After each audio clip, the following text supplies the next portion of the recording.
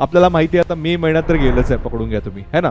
तर जुलैपासून डिसेंबरपर्यंत एक 6-7 महिने पकडा आणि जनवरीचा एक 8 महिना पकडा. तर ह्या 8 महिन्याची स्ट्रॅटेजी जी आहे मी हे तुम्हाला इथे घेऊन आलेला हो. इसको अगर आप फॉलो करोगे बेटा तो डेफिनेटली आपका 95+ % बनेगा.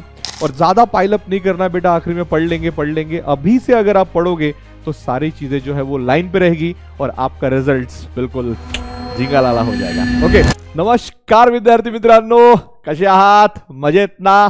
मजेतच राहायला हवं. मी सुशांत तुमचं स्वागत करतो या अमेझिंग एज्युकेशनल प्लॅटफॉर्मवर ज्याचं नाव आहे फिजिक्स वाला पे. ओके, मला असं वाटतंय सगळे माझे मित्र मैत्रिणी, माझे भाऊ भगिनी सगळे एकदम व्यवस्थित असतील आणि जोमाने अभ्यासाला लागले असतील.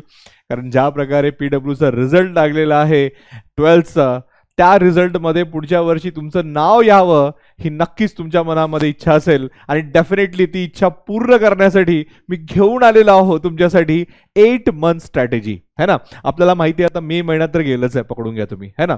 तर जुलैपासून डिसेंबरपर्यंत एक 6-7 महिने पकडा आणि जनवरीचा एक 8 महिना पकडा. तर ह्या 8 महिन्याची स्ट्रॅटेजी जी आहे मी हे तुम्हाला इथे घेऊन आलेला हो. इसको अगर आप फॉलो करोगे बेटा तो डेफिनेटली आपका 95+ % बनेगा. और ज्यादा पाइलअप नहीं करना बेटा, आखिरी में पढ़ लेंगे. अभी से अगर आप पढ़ोगे तो सारी चीजें जो है वो लाइन पे रहेगी और आपका रिजल्ट्स बिल्कुल जिंगालाला हो जाएगा. ओके, चलो देखते बेटा क्या है, विदाउट वेस्टिंग टाइम क्या है ये स्ट्रेटेजी हम देखते. देखो 8 मंथ है, 8 मंथ है हमारे पास. 8 मंथ में हमको 6 सब्जेक्ट्स कवर करने हैं, बराबर. Physics, maths, chemistry, bio, English and Marathi. अभी मैं PCMB इंग्लिश मराठी ले रहा हूं, प्लेन ले रहा हूं. जिस किसी का भी IT होगा, CS होगा, वो उस तरीके से आप वहां पे एडजस्ट कर लो. तो सीधी सी बात है बेटा, 8 महीने को 6 सब्जेक्ट्स में डिवाइड करने हैं.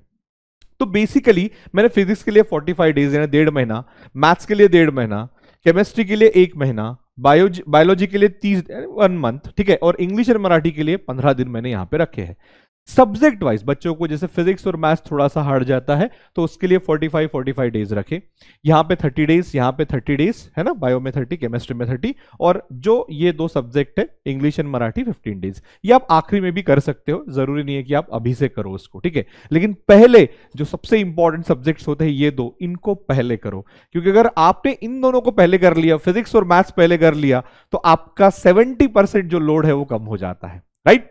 सो आई होप ये चीज आपको समझ में आ गई कि डिस्ट्रीब्यूशन आप ऐसा करो. हाँ, अगर किसी को ऐसा लग रहा है कि नहीं सर मुझे बायो हार्ड जा रहा है, मुझे केमिस्ट्री हार्ड जा रहा है, तो अकॉर्डिंगली आप वो जो डेज है वो आप शिफ्ट करा सकते हो, नॉट एन इशू, फाइन. तो कुछ डेज जो है वो इस तरीके से आप शिफ्ट कर दो. तो टोटल कितना होता है देखेंगे अपन.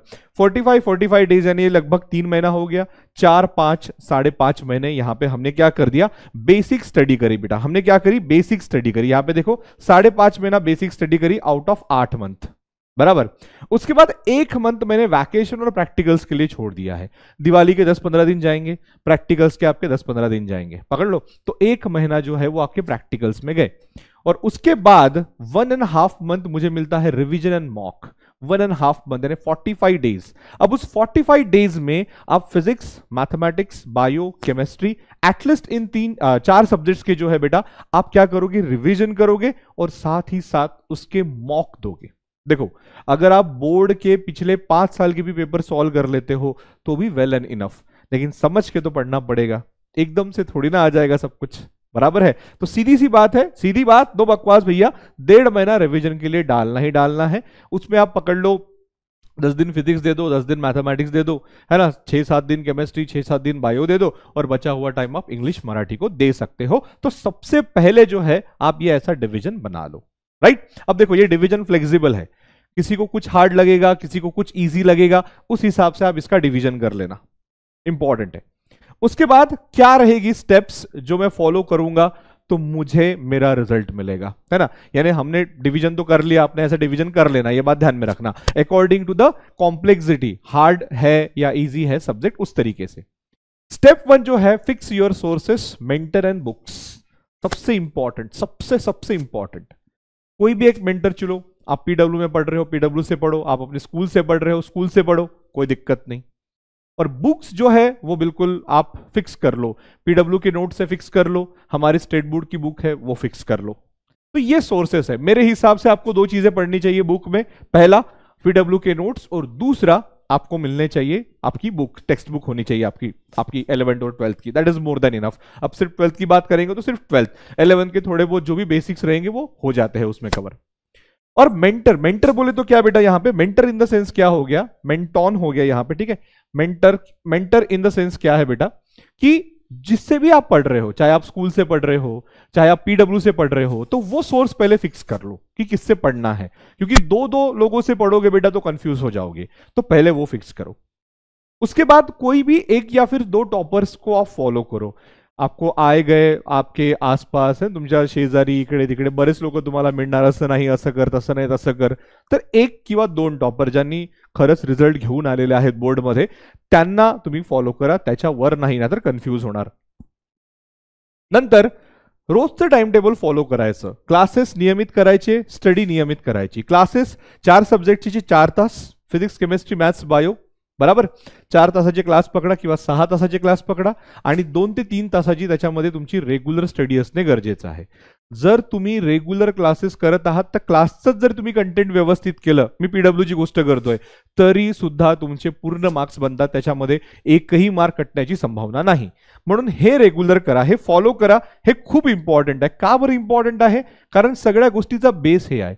जर तुम्ही रेग्युलर नाही राहिले तर तुम्ही नाही करू शकत।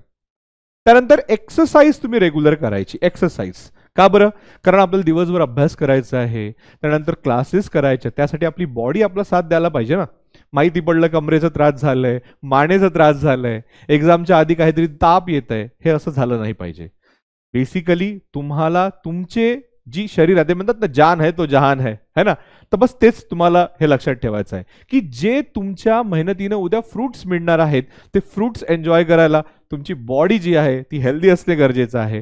ताप काढून बसलेत किंवा कुठली बिमारी घेऊन बसलेत, मग त्या सक्सेसचा काही उपयोग होणार नाही त्याच्यामध्ये। ओके फाईन, नेक्स्ट आहे enjoy the journey not the reward. आपण असं म्हणतो की यार आता अभ्यास करतो है ना, आणि मग फक्त रिझल्ट लागल्यावर काय करणार, त्याचा एन्जॉयमेंट करणार नाही। रोजचे जेव्हा तुमचे टार्गेट कंप्लीट होतील, थोडे थोडे एक चॅप्टर झालं की स्वतःला एकदम त्याला काय म्हणायचं असं रिलॅक्स ठेवा की यस यार मी ना काय केलेलं आहे, मी एक चॅप्टर आज कंप्लीट केलेला आहे, मैंने आज कुछ तो भी अचीव किया है, ये सेंस ऑफ हैप्पीनेस अपने में लाओ। रोज रोज आप हैप्पी रहोगे तो एंड जो है वो बहुत ही हैप्पी रहेगा।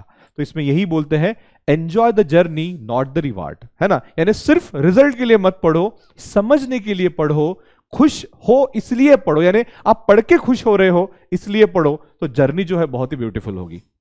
और सबसे आखिरी है बेटा स्टे कनेक्टेड विथ फ्रेंड्स। बहुत लोग आपको ये बोलेंगे कि फ्रेंड से नहीं करना चाहिए, मिलना चाहिए, ये मैं ऐसा नहीं बोलूंगा। मैं बोलूंगा कि संडे जो है, संडे इवनिंग आपको अपने फ्रेंड्स के साथ बाहर जाना चाहिए, थोड़ी सी गपशप करना चाहिए, ताकि आप हफ्ते भर का जो आपके दिमाग में एक मोनोटोनी आ जाएगी, यानी यार वही चीज पढ़ाई, तो थोड़ा सा चेंज होगा। और फ्रेंड्स के सामने हम थोड़ा सा खुद को ओपन करते हैं, यानी क्या बोलेंगे, हम फ्री रहते हैं, बात करते हैं, कोई बाउंडेशंस नहीं होता, कुछ नहीं होता। तो संडे के दिन आपको जरूर मिलना चाहिए आपके फ्रेंड्स से, ऐसा मुझे लगता है, बराबर है। So stay connected with friends. लेकिन एक चीज, जो फ्रेंड्स बहुत रिस्की है उनसे थोड़ा मिलना अवॉइड करो। क्या पता, ते म्हणतात ना मराठीमध्ये धानासोबत सोंड्याची पिसाई, तसं नाही झालं पाहिजे, है ना यानी करेंगे वो भरेंगे आप, ऐसा नहीं होना चाहिए। तो जो बच्चे पढ़ते हैं, जैसे आप पढ़ रहे हो तो पढ़ने वाले बच्चों से थोड़ा सा मिलो, पढ़ाई के अलावा उनके साथ कुछ और बातें डिस्कस करो, राइट। या फिर आपके कोई रिलेटिव्स होंगे, आपके कजिन्स होंगे आप उनसे मिलो। अगर आपको आपके अंकल या फिर आंटी जो भी है, आई बाबा, काका काकू, मामा मामी, ज्यांच्याकडे तुम्हाला एकदम छान वाटते, त्यांच्याकडे जायला आवडते, त्यांचा स्वभाव तुम्हाला आवडते, त्यांच्याकडे गेल्यावर तुम्हाला असं मोकळं वाटते आणखी, है ना, तर ते तिथे तुम्ही जा आणि डेफिनेटली थोडंसं रिलॅक्स होऊन या। एवढ्या जर तुम्ही स्टेप फॉलो केल्या तर डेफिनेटली तुमचा रिझल्ट येईल। स्मार्ट वेनी प्लॅन करा, जे हार्ड सब्जेक्ट आहे त्यांना आधी संपवा, जे इझी सब्जेक्ट आहे त्यांना नंतर करा, डेफिनेटली तुमचा कॉन्फिडन्स वाढेल आणि तुमचा रिझल्ट येईल, है ना। तर मला असं वाटतं की एवढ्या गोष्टी ज्या आहेत त्या इम्पॉर्टंट आहेत, सध्या एवढ्या गोष्टी फॉलो करा। सगळे सब्जेक्ट्सला डेज डिवाइड करा, ठीक आहे, प्रत्येक सब्जेक्टला नियमित वाचा, रेग्युलर क्लासेस करा, रेग्युलर स्टडी करा, रेग्युलर एक्सरसाइज करा, स्वतःला हॅपी ठेवा आणि रिझल्ट कन्फर्म करा। Thank you so much, take care and bye bye.